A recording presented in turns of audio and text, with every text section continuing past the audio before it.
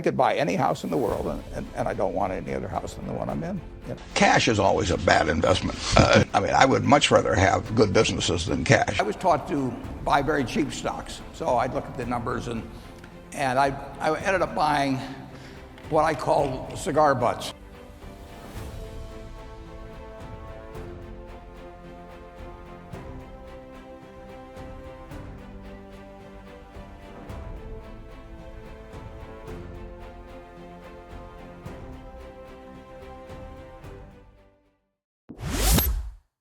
"70 years ago, I was in high school, almost a third as long as the country has been around. And when I was in high school, I really only had two things on my mind: girls and cars. and I wasn't doing very well with girls, so we'll talk about cars. But let's just imagine that when we finish, I'm going to let each one of you pick out the car of your choice. Sounds good, doesn't it? Pick it out, any color, you name it. It'll be tied up with a bow, and it'll be at your house tomorrow. And you say, well, what's the catch? And the catch is that it's the only car you're going to get in your lifetime. Now, what are you going to do knowing that that's the only car you're ever going to have and you love that car?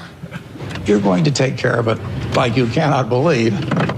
Now, what I'd like to suggest, you're not going to get only one car in your lifetime, but you're going to get one body and one mind, and that's all you're going to get. And that body and mind feels terrific now, but it has to last you a lifetime. Investing in yourself is the best thing you can do. Anything that improves your own talents. Nobody can take it away from you. They can run up huge deficits, and the dollar can become worth far less. You can have all kinds of things happen, but if you've got talent yourself, and you've maximized your talent, you've got a terrific asset. And so that doesn't mean everybody should go to college, but it does mean that any way you find to improve, communication skills are enormously important. I mean, I took a Dale Carnegie course that I paid $100 for, and it was worth a college degree. At least I thought it was. Maybe this interview was. Nice wheels. Yeah. Well, so how old is this caddy? I think it's about 5 years or so. You'd think the third richest man in the world might have his own chauffeur, but not Warren Buffett. He prefers being in the driver's seat. Do any of your billionaire friends ever joke with you about the Cadillac and that you're driving and not something flashier? No, they know me pretty well. On a cold winter morning, Buffett chauffeured me around his hometown of Omaha, Nebraska, pointing out all the hot spots. This is the McDonald's I go to frequently. So what do you have at McDonald's? Probably 3 times out of 4 I get a sausage McMuffin, but then at lunchtime I get a quarter pounder and fried. A modest meal for a man worth some $46 billion. His humble tastes have humble origins. Yeah, well, that is true. It was a Sears Roebuck house, and in those days they called it Sears Roebuck, not Sears. Buffett took us to his childhood home. My dad bought it in 1925. He bought it about 2 weeks before he was going to get married. He paid $55 a month on his mortgage. $55 a month. A month. Yeah, on the mortgage. Buffett since moved, but says his new home is no palace either. I could buy any house in the world, and I don't want any other house than the one I'm in. You know, and that house is in a middle-class neighborhood. I'm happy in a pair of khakis and a sweater, so I don't need fancy clothes. I don't need fancy food. Do you have an iPad? I do not have an iPad. iPhone? No. When you look at the future, there's also the argument made that this is something that goes with your philosophy today. Get out of cash and get into assets, because we don't know what's going to happen to the dollar. Well, cash is always a bad investment. I mean, when people said cash is king a year ago, I mean, that's crazy. I mean, cash wasn't producing anything, and it was sure to go down in value over time. On the other hand, you always want to be sure you have enough. I mean, it's like oxygen. You want to be sure it's around, you know, but you don't need to have excessive amounts of it around. And cash, we will always have enough cash around. But anytime we have surplus cash around, I'm unhappy. I mean, I would much rather have good businesses than cash. And we found a chance in the last year or thereabouts to deploy. We came in with something over $40 billion in cash, and we've got about $20 billion now, and we've had some earnings. So we put a lot of cash to work, and I like that. No, I'd much rather own a good business than have cash. And it is a hedge against the dollar? Well, you can say all assets are a hedge against the dollar. I mean, but all you know is that the dollar is going to be worth less 10, 20, 30 years from now. I say worth less, not worthless. Right. You want to watch that. But it will be, you know, and that's true of almost every currency that I can think of. The question is how much it depreciates in value. But cash is not a place at that. I mean, there's all kinds of things in this world that are going to go up and down in price. You know, maybe hamburgers will tomorrow. But I don't know how to judge that. I do know how to judge, to some extent, the earning power of some businesses. And the real test of whether you would like it as an investment is whether you would be happy if it never got quoted again, and just in terms of what the asset did for you. But that doesn't. I will say this about gold. If you took all of the gold in the world, it would roughly make a cube 67 feet on a side. So if you took all the gold in the world, we could have a cube that went down there 67 feet, 67 feet high, and that would be the whole thing. Now, for that same cube of gold, it would be worth, at today's market prices, about $7 trillion. That's probably about a third of the value of all the stocks in the United States. So you could have a choice of owning a third of all the stocks in the United States, or you could have a choice of owning that little block of gold, which can't do anything but kind of shine there and make you feel like Midas or Croesus or something of the sort. Now, for $7 trillion, there are roughly 1 billion acres of farmland in the United States. They're valued at about $2.5 trillion. It's about half the continental United States is farmland. You could have all of the farmland in the United States, you could have about 7 Exxon Mobils, and you could have $1 trillion of walking around money. And if you offered me the choice of looking at some 67-foot cube of gold and looking at it all day, you know, maybe touching it, and fondling it occasionally, you know, and then saying, you know, do something for me, and it says, I don't do anything, I just stand here and look pretty. And the alternative to that was to have all the farmland in the country, everything, cotton, corn, soybeans, 7 Exxon Mobils, just think of that. Add $1 trillion of walking around money. You know, maybe call me crazy, but I'll take the farmland and the Exxon Mobils. All right, that makes some sense. How do you know when to throw in the towel on an investment or a business? When you throw in the towel on an investment or a business. Or business? Yeah, well, what you know is you do it too late.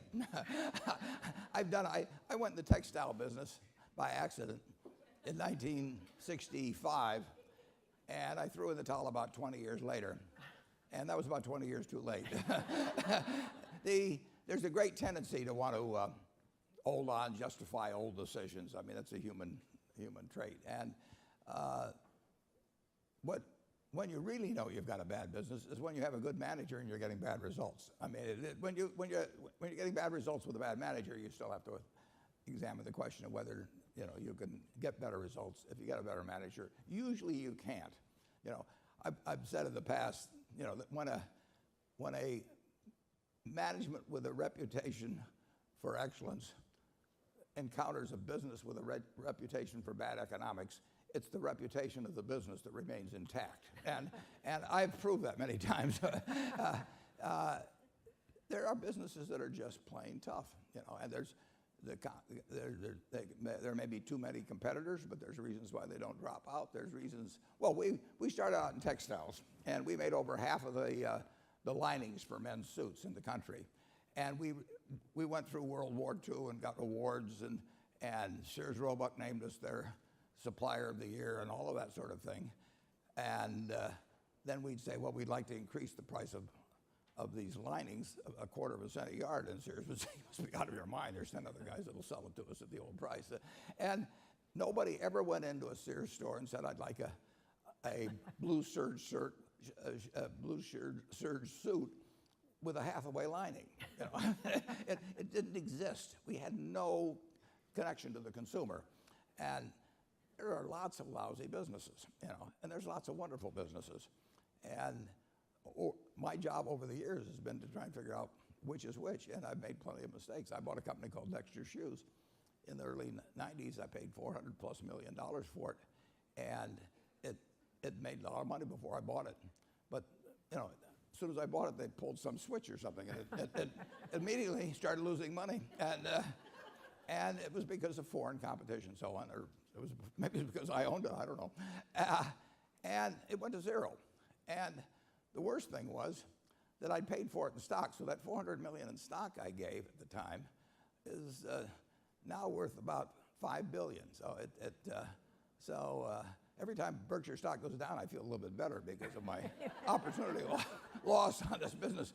But when I looked at Dexter Shoe, they had a good position in retailers. They turned out good shoes. They had a great workforce, all kinds of things. But I just forgot one thing, that they weren't going to make shoes in the United States anymore. So you make mistakes, and it does pay to recognize quickly when you've made them. If you've got a good person running a business and it isn't making any money, you're in the wrong business, and you've got to face up to that. And on her in your annual report this year, talked about buying wonderful businesses at fair prices versus fair businesses at wonderful prices. How do you think about that in terms of how it contributed to the incredible success of Berkshire Hathaway, and how you see the next 3 to 5 years? Yeah, I was taught to buy very cheap stocks. So I'd look at the numbers, and I ended up buying what I call cigar butts. They were stocks that were so cheap, they were like finding a cigar butt. It might look kind of soggy and unpleasant, but it had one free puff left in it. And so, but the problem with that, of course, is you take the free puff and then you have to go around looking for another cigar butt. And finally, I had a partner that straightened me out, and it told me that it was much better, as Buttar quoted, to buy really wonderful businesses at a fair price instead of looking around for these things that had one puff left in them. And if you're looking for a wonderful business, it was hard to beat Coca-Cola. So that's why I'm here. Thank you. I think it's the same thing that makes most sense practically all of the time. And that is to consistently buy an S&P 500 low-cost index fund. Keep buying it through thick and thin, and especially through thin, because the temptation gets, when you see bad headlines in newspapers, maybe to say, well, maybe I should skip a year or something. Just keep buying it. American business is going to do fine over time. So you know the investment universe is going to do very well. The Dow Jones Industrial Average went from 66 to 11,497 in 1 century, and then since that century has ended, it's more or less doubled again. American business is going to do well. The trick is not to pick the right company; it's to be, because most people aren't equipped to do that, and plenty of times I make mistakes on that. The trick is to essentially buy all the big companies through the S&P 500, and to do it consistently, and to do it in a very, very low-cost way, because costs really matter in investments. If returns are going to be 7 or 8%, and you are paying 1% for fees, that makes an enormous difference in how much money you have on retirement. At the annual meeting for Berkshire Hathaway this year, you introduced a special guest to the audience of 40,000 shareholders who were watching. It was Jack Bogle. Why did you want to recognize Jack Bogle? I think Jack Bogle has done more for American investors than any other person connected with Wall Street or the investment process, because he, with a number of other people, he came up with the idea of the index fund. He wasn't the sole thinker behind it, but he was the guy that implemented it and crusaded for it. But now there's trillions of dollars in low-cost index funds. Those people are going to have better lives. They're going to have better retirements. Their kids are going to inherit more money because of Jack Bogle and his efforts.